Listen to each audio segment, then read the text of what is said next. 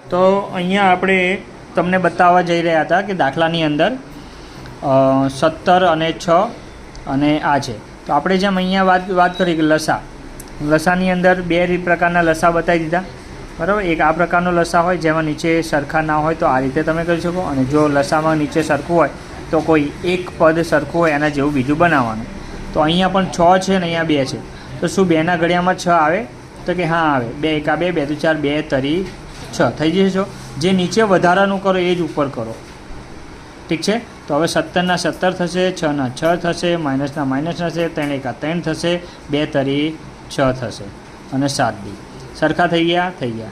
17 - 3 કરી દેવાના અને 6 2 વખત હોય તો એકવાર મૂકવાના. આ લસાનો નિયમ છે.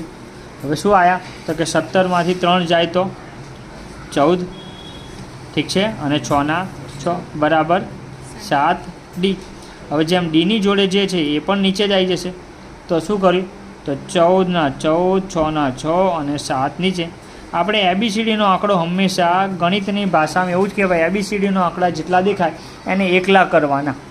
આવું સમજવાનું. એવું શું શીખવું, શું કરવું? વત્તાનું ઓછા કરવાના, ઓછાના વત્તા કરવાનું, ગુણાકારનું ભાગાકાર કરવાનું, આવું કાંઈ પણ કરવાનું, પણ જે ABCDના આંકડા હોય એને એકલા કરવાના. તો અહીંયા 7ને નીચે લાવી દીધો.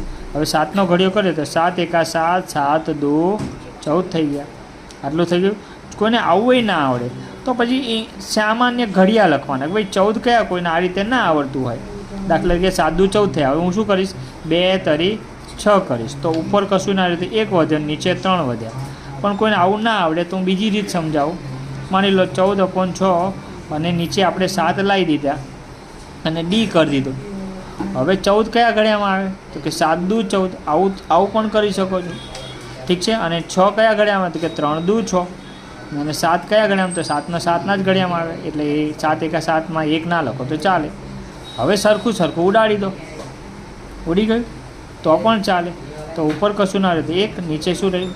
તો આ 2 રીતે તમે જવાબ લાવી શકો છો. હવે આપણને ડી એટલે સામાન્ય તફાવત મળી ગયો. હવે ખાલી શું શોધવાનું? ચોથું પદ જે આપણને કીધું હતું કે અહીંયા શું કીધું હતું આપણા રકમની અંદર હતી કે ભાઈ ચોથું પદ શોધો, સામાન્ય તફાવત શોધો. તો સામાન્ય તફાવત તો આપણે નીચે ડી શોધી લીધો. હવે ચોથું પદ શોધવાનું છે. તો ચોથું પદ માટે પહેલાં પ્રથમ પદ, બરાબર. પ્રથમ પદ એટલે એ જે આપણને અગાઉ આપી દીધેલું હતું. કયું આપેલું છે? તો 1/2 આપી દીધેલું છે. તો આપણે લખી નાખીએ 1/2. પછી આપેલું છે આપણને શું આપેલું છે? ડી.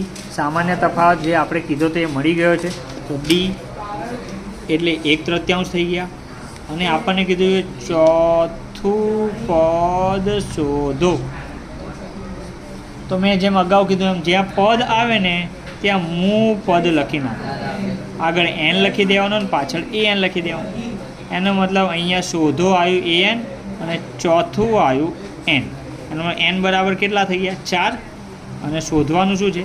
an. એટલે ત્યાં પ્રશ્નાર્થ કરી દીધો, ઠીક છે. હવે આપણે સૂત્ર ફરીથી an બરાબર a વત્તા n -1 ઇન્ટુ ડી. તો એ એટલે શું છે? પ્રથમ પદ 1/2 વત્તા n કેટલા છે? તો કે 4 -1 ડી એટલે તફાવત કેટલો છે? તો કે 1/3. અને an શોધવાના છે એટલે એના એ તમે ફરી લખી શકો છો. હવે આ તો એના એ રહે, વત્તા 4માંથી 1 જાય તો 3 રહે, અને 1/2 1/3 1/3. હવે આ ગુણાકાર કહેવાય. એટલે ગુણાકાર કોનો ઉપર નાનો ગુણાકાર થાય હંમેશા. તો 1/2 એના એ, 3 એકા 3 અને નીચે 3, ઠીક છે. હવે તમારી જોડે 2 ઓપ્શન છે. અથવા તમે અહીંયા ઉડાડીને 1 પણ કરી શકો. અહીંથી હું 2 રીતે દાખલો ચલાવું છું. અથવા તો 3 ઉપર નીચે સરખા આવે તો તમે ઉડાડી શકો છો, તો જવાબ 1 આવે. ઉપર 1 ને નીચે 1. તો તમે આવી રીતે કરીને 1 કરી શકો છો. હવે શું થયું? કેવી રીતે? તો હવે અહીંયા પાછો લસા લેવાનો. 2 અલગ અલગ છે એટલે આનો આની જોડે, આનો આની જોડે અને પોતાનો પોતાની જોડે. 1 એકા 1, 2નો 1 જોડે 2 એકા 2 અને નીચે 2 એકા 2. તો 1 વત્તા 2 એટલે કેટલા થાય? 3 થાય અને નીચે 2 એટલે an આવી ગયો 3/2. બીજી રીતે એવું પણ થઈ શકે કે અહીંથી હું ફરીથી અહીં લઉં, 3/3 ના કર્યા એટલે હું ઉડાડતો નથી અને ડાયરેક્ટ અહીં કરું છું તો પણ ચાલે. 3 એકા 3 2 તરી 6 અને 3 દુ 6. તો આ પણ શું થશે? 3 + 6 કેટલા થયા? 9 અને નીચે 6. 9 કયા ગળ્યામાં? તો કે 3 તરી 9. 6 કયા ગળ્યામાં? 3 દુ 6. હવે સરખા ઉડાડ. એટલે અહીંયા જે મેં પહેલાં શરૂઆતમાં 3 સરખા ઉડાડ્યા એ તમારે અહીંથી ઉડાડવાનું થાય. તો હવે કશું ના વધે, શું રહ્યું? 3/2 બાજુવાળું, તો એ પણ an થયું. તો પણ જવાબ સરખો. એટલે બેમાંથી જે રીત કરી હોય એ તમે કરી શકો છો. Thank you very much.